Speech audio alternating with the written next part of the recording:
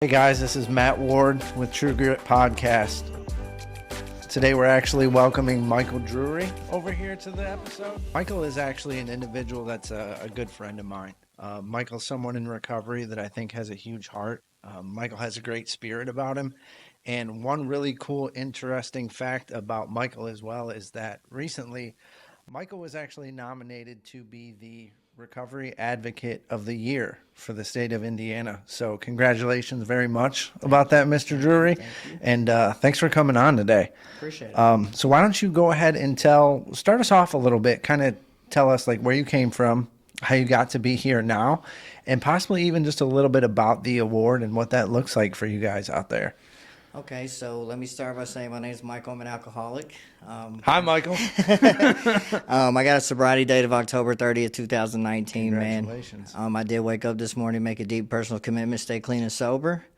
What that looks like for me, like how it all started, I had a typical childhood. You know, mom and dad were hardworking, middle class.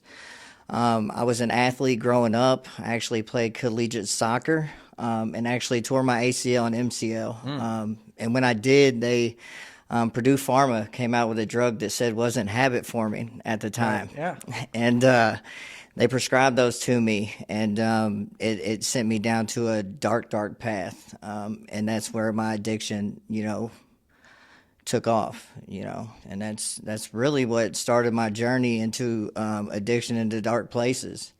And to get where I'm at today, man, I finally had that gift of desperation, and what it was is a whole bunch of incarceration. It took me to prison. I ended up getting a 10-year sentence in the Indiana Department of Corrections, and I was finally just tired of going to prison, and I didn't want to die. And so me to come from where I came from and, to actually have people nominate me for awards saying that I was recovery advocate, the only reason I do it is because somebody did it for me. Somebody reached out to me, got me help, and now I try to do a full circle and just try to help people every single day, man, try to give back as much as possible. That's awesome, dude. Congratulations. Appreciate it. On your recovery and everything you've accomplished so far. Thanks. So I guess just to kind of enlighten some people and things that, don't know much about your journey. So what were some of the biggest challenges you faced during your early recovery, and how were you able to overcome those obstacles? I would say the biggest challenges early on was homelessness. My family cut me off completely. I didn't have anyone to turn to. And the challenges of, just continuing to getting the same thing that I continue getting. I wasn't going anywhere in life. I definitely, the incarceration part, that is what really did it for me. Like, I was tired of going to jail. And it was happening once, twice, 3, 4 times a month. And, finally when I finally went to prison and I was in prison, and I always tell this in my story, there was a guy that was in there, and he was in there for life. And he always told me that, if you can't change in here, you can't change out there. And that set into me. That really hit home. So, I started changing behind the wall. That's when I started changing. And then when I got out, that's when I started to really try to do something different. Okay. Yeah. I've never personally been to jail myself as far as those things go, but it's somewhere I try to avoid. I don't know if you've ever met me before, but being 5'9", very pale guy, kind of skinny, jail's not really a look for me. So I completely empathize and understand where you come from with that one. So just for anybody over here that might be listening as well, why don't you share, some milestones in your recovery? A couple things that made you feel really special and proud that continue to motivate you to remain on this journey. Since me being sober, I got married. I have a wonderful wife that is my best friend. I'm a girl dad. I got 3 wonderful daughters, and I'm a college grad now, and I'm about to be another degree underneath my belt. I'll have my bachelor's degree at the end of this year, and I'm going to stop there and let my wife go back. And, it's like the sky's the limit when you stay sober, and it's just like the accomplishments. It's like the little wins for me. like, every single day, like something that just happens that before I couldn't, begin to fathom that it would happen. Like, I didn't know that birds chirp. I didn't know, like, the little things. And so, like, the little wins for me is what really sets it off for Yeah. me. Almost like those moments of serenity involved in 100%. things where you can just kind of, I know it's like the proverbial statement, but like step back and just smell the flowers. Yeah. Kind of like one of those moments where it's just cleared out for you. Let the rain hit your face. Yeah. Yeah. Exactly. I love that. So with that as well too, like what advice would you give to someone who's trying to support a loved one in recovery? Don't give up. Don't give Yeah. up until the miracle happens, man. Definitely set healthy boundaries, though. But definitely don't give up, because I know people gave up on me, but there was still some family members that didn't throw in the towel, and I thank God for them every single day, and just be there, but be there with boundaries. Like I said, you got to set those boundaries, and definitely just don't give up. That's the one thing I could tell any family member: just don't give up. Keep that love up, huh? Yeah, power of prayer. Love it, dude. So what do you think that recovery has taught you about yourself? What has recovery taught Michael Drury about Michael Drury? Ooh, I can look in the mirror today. I wasn't able to look in the mirror. I didn't like the person I was. Today, I love the person who I am. I know that I have a lot to offer life. I know that I give back to my community, and my community knows I'm a productive member of society, and I'm not a menace to society like I used to be. I know that a prosecutor told me that I deserved to rot in jail for the rest of my life, and now I get to sit at a table across from that prosecutor and help people get into programs in the jail, so that's really cool. And just, really the one thing that I can say is that I have serenity and peace. Like, before, I had to have chaos around me 24/7, and now, like, I can be in a room and my kids come home, my wife come home, nothing's going on in the house. It's completely silent, and I'm okay with that today. Yeah. It's almost like before when the silence is around, your brain's running 1,000 miles an hour. And Right. thinking about everything, where now it's just nice and chill and calm. 100%. Now, I know with that too, you had mentioned with that, like one thing that stuck out to me with it was the beginning of your statement, but you said that I can look in the mirror now. Do you think that the guilt and shame involved with using and things like that keeps people out of recovery? Yeah, most definitely, because this isn't my first sobriety date. So I know that pride will definitely keep you away. And I know that the guilt, shame, and remorse from the things that we do will definitely keep you. But, you got to give yourself a chance. You got to find that self-worth. You got to find that self-love. And sometimes you won't find it in yourself, but other people can build that into you till you find it yourself. Mm-hmm. And that's what happened for me. My sponsor told me at early on in recovery, he said, I want you to look in the mirror and tell yourself that you love yourself, and you deserve a good life. And I did that for the first 6 months of my sobriety. And, it really did help. Yeah, it's almost kind of like one of those things that, you've heard before in life, and things that I know that I can attest to hearing that for myself on my own basis, is like, people used to tell me a lot of the time, like, I wish that you could see in you what I see in you. Yeah. Where it's like, I think recovery as a general is such a gift that we're given, that it kind of is that last piece of a key to unlock the door to the potential that you have in your life. Because really, I think people that are of the addiction population, such as, you and myself, to be full disclosure with that, we have such large amounts of potential, but we end up blocking those things with those guilt and shame and remorse. And one thing that I've heard is, I'm sure a lot of people have heard at this rate, is it's like, when you look at addiction, there was like this study that was done by, Johan Hari is actually the guy's name. He has a TED Talk where he talks about how addiction, he considers, is the opposite of connection. So one of the things that he talks about in this TED Talk that he has is the fact that you see where people start to use and become addicted and things like that, and they lose out on those bonds that they have with people like, their parents or friends or whatever it may be in those relationships, and they almost kind of substitute, the alcohol or the drug or the substance as their connection. where, when you get in recovery and when you're able to remove those substances, you get a chance to work on yourself and your brain and to reestablish some of those connections with people as well. So it's almost like, whether it be, a connection with your mother, a connection with a friend, a connection with, anybody that can be a positive influence in life, then it helps build those connections, make you have a sense of belonging. And it's almost like you don't want to go back to those lives, which that's one thing I've noticed, that it seems so important for us people in recovery to establish those bonds and to stay away from things like isolation and all those bad things that we're taught not to do in the program, So a little bit, let's talk about like advocacy and awareness, okay? So with that as well, what do you think is the biggest misconception someone has about addiction and recovery? We are junkies and we're worthless human beings, but at the end of the day, we're somebody's brother, we're somebody's son, we're somebody's father. We're a human being, and that's what they need to understand. I think sometimes they just treat us like we're nothing, we're a disgrace to, this earth, but we really have the biggest hearts. We're very intelligent, but like you said, we put those barriers up with our addiction and we can't reach our full potential.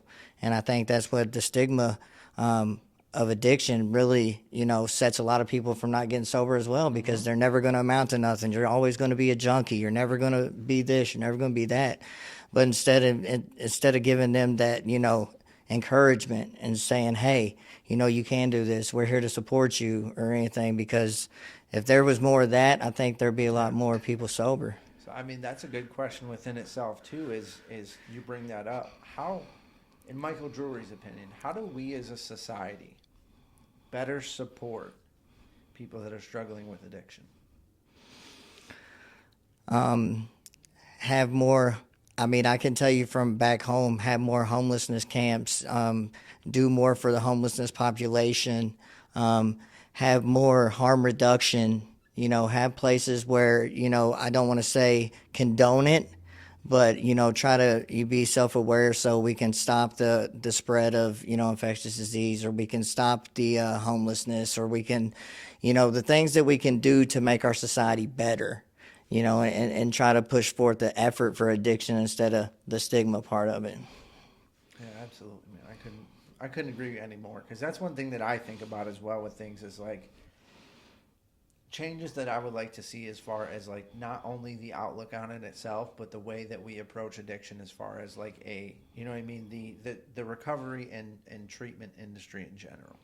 One thing that's been really interesting to me, at least in the state of Ohio, has been the factor that peer recovery services has become such more of a prevalent thing that it didn't be before.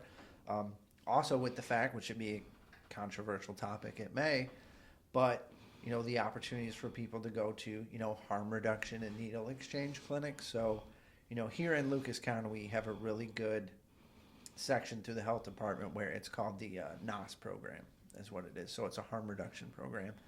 And actually there's a gentleman named Joe that works with us very well, that they have a big, it's not crazy huge big, but they have an RV where it literally has the NOS reduction symbol on the side of it, and they are a mobile clinic where they can set up in different spots, and we've actually worked on bringing them here to come and visit with us to kind of show those different avenues for people.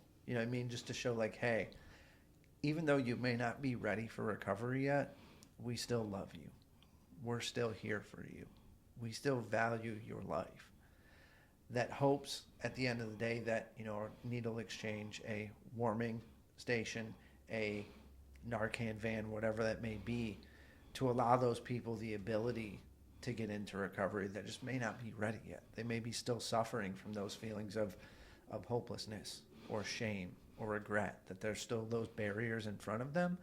So why did those people not deserve a chance to break down those barriers, to achieve what's been greatly godly gifted to us as individuals in recovery?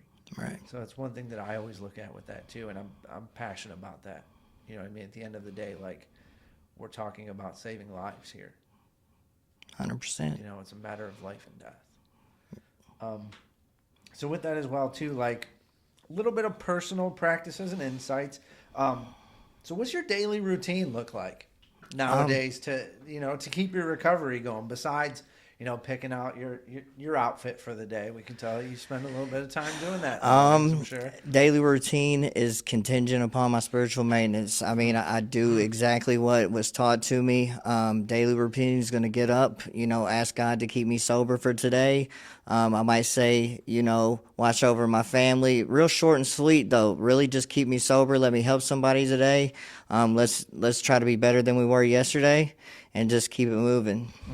That's pretty much it. And then one thing that's really helped me too is I like music therapy. Music is really, I think music soothes the soul. And I think for me, music is like meditation. So I can listen to music and meditate at the same time. So I think that really helps me out a lot. Okay. So I know you brought up the music and meditation and things like that. So one thing that I always like to ask other people, and just for knowledge and advice, is anyone that works in the recovery related field knows the stress that's involved with it. So for you, Michael, I know music might be one of them. But how do you deliberately make an effort to cope with stress or the difficult emotions today compared to how you would cope and deal with them in early recovery? Okay, beforehand, I would be like the Tasmanian devil. I would be going crazy. My character defects would just be going, haywire. But now, like, I'll reach out to my sponsor, tell him what's going on. We'll get right into it. Problem, solution. He'll probably tell me hit a meeting. But I stay real grounded. I got sponsees. We stay in the book. And stress is going to come with recovery-related jobs, And the thing is you can't make your recovery your job. And I learned that early on, and somebody told me that, and I know that I got to keep those two things separate.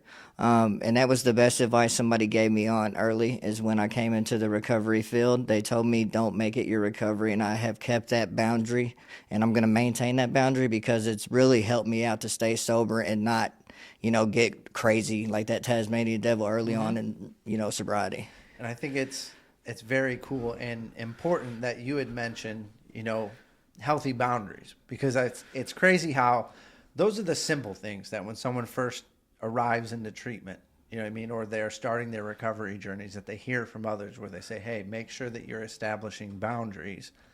But a lot of the times they don't think about the boundaries in that aspect of like later in life, even when you're still sober, you have to keep those things up. Or I should say when you're still sober a few years, that you still have to focus on those things. And those are, to me, it's almost like the lifelong principles of the program. They say, like, I know you said reading out of the book. If you don't mind me asking, what sect of recovery or the book do you personally use in your recovery journey? Alcoholics Anonymous. I use the AA program. An AA program. Okay. Now, how did you come to the conclusion that the AA program was for you? For me, it was trial and error. I went to a couple NA meetings. I went to a couple AA meetings. I even tried, CR, Celebrate Recovery. And really, I could relate to the old timers, man. And, when they broke it down to me, if I put anything in my body, regardless if it's alcohol or a substance, pretty much they broke down step one to me, real simple. We admitted we were powerless over alcohol in our life. And the old timer told me it could be alcohol, it could be a drug, it could be anything.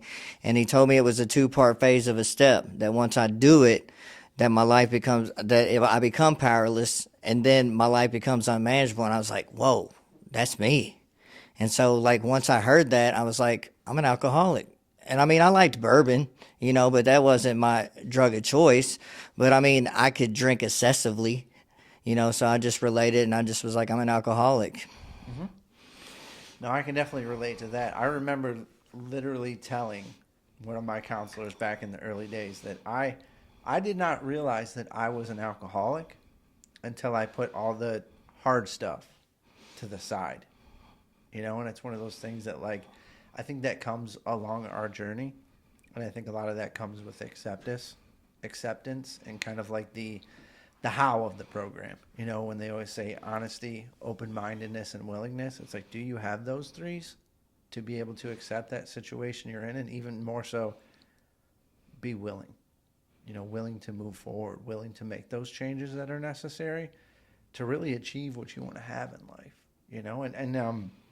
and speaking of like achieving what you want in life, like for Michael Drury, like what are some aspirations, man? Like what are like some goals that you have in your life that keep you moving forward every day? Well, I mean, I just want to be successful. I mean, I met you working together. Yeah. You know, we both Yeah. are in at True Healing doing Yeah. business development. Yeah. You know, in the back of a Wagoneer in Dayton, Ohio. I can't forget that one. exactly. I love what I do, and I know that Steve Jobs said, "If you love what you do, it'll never be work." So I feel like I'm never working. I feel like I'm just doing the next right thing, and I feel like me going out, I'm just helping, a person just like me every single day, and me going into treatment centers and me going to my referral sources. It's just, it's the relationships that we build, and before I couldn't even have a relationship. So to build healthy relationships and, for me just to be for me, success is to be a good father, to be a good husband, to be a good employee, to be a good sponsor, because my sponsor is real big on principles, right? Once you're done with the 12 steps, we're done with the drinking and drug. It's been removed. So he's real big on the principle list. So he told me to write down what type of man do I want to be, right? So I wrote down every single type of person, like how I want to be perceived by everybody else. And that's the type of man that I want everyone to see me. So I got to stick to that principle list, and I try to stay on course with it every single day. Now, of course, I'm going to fall short. Yeah, I mean, we're always going to fall short. We're not perfect. Right. And that's one thing that I have always told like other people in the past is it's not about if you achieve those goals. It's just about making steps towards them every day. Right. Because at the end of the day, if you're continuing to move forward, you're not getting left behind. Whereas if you're staying stagnant, that's where you get left behind. Yeah. So you just got to be one day better every single day. Right. And keep her pushing one day at a time. Exactly. Right? The cliche. Yeah, very cliche, but very true. 100%. Very true, dude. Like, you don't have to be, Michael Drury doesn't have to be Michael Jordan. Michael Drury today just has to be better than Michael Drury yesterday. And it's that simple. Yeah. I always tell my sponsees the world record in sobriety is just 24 hours. Yeah. That's Crazy it. how that works, isn't it? That's it. Yeah. Keep coming back. Right. So, with that, what is one message of encouragement that you would share with someone that just started their recovery journey? Early on in sobriety, it's going to be rough. It's going to be like a roller coaster. Just hold on, because the ride's worth it. I mean, everything you go through, I always say it's not going to be rainbows and unicorns every single day. Life's going to be life. No, life's going to be life. But what I can tell you that if what you'll learn as you grow in the program is you'll learn how to deal with life on life's terms. I know that a drink or a drug is not going to change the way I feel, and all my problems are still going to be there tomorrow. So I just got to deal with them and get through it. Yeah, absolutely. So is there like a mantra or quote or piece of advice that you have with that stuff that keeps you going every day specifically? Yeah, I always say this at the end of my talks. I always say that, some people got sobriety dates on a tombstone, and if you got air in your lungs, you got to, you still got a chance, and God's only going to give you so many life preservers before he comes down and get you himself. So you better hold on to that. Unfortunately, right? So overall, from the time that you spent over here, and I, want to thank you again. Yeah, thanks for being here having and me. just talking to us about it. So, just in closing, overall of everything that we've talked about today, what is the one thing that you hope anybody listening to this would be able to take away from your story? Hope. Hope. Yeah. Just keep it up. That's it. One more day. That's it, One man. day at a time. All the cliches, man, that you hear, and you're like, man, it's not going to work for me. I can't believe they drunk some funny Kool-Aid or something. Man, just listen to those old timers. They know what they're talking about, because I was the one that said this is not going to work for me. And then I had that gift of desperation, and then all of a sudden this works for me. Yeah, one thing that I always hear with that too is, hope. And I think hope comes in one hand and grace comes in the other. Yeah, for sure. So, okay. Well, Michael, I really appreciate you coming and being on with us here in the podcast today. I look forward to talking to you more and more in the future, brother. And for anybody out there listening, if you ever need help, don't hesitate to reach out. There's no stigma involved in it. And the people that really matter and really care in this field, that's what we live for. So if there's anything that we can do to assist, don't hesitate. Yeah, reach out to me or Matt. We don't care. Thank you guys very much for listening with us here on True Grit. And until the next episode. Thanks for having me. Thanks, Mike.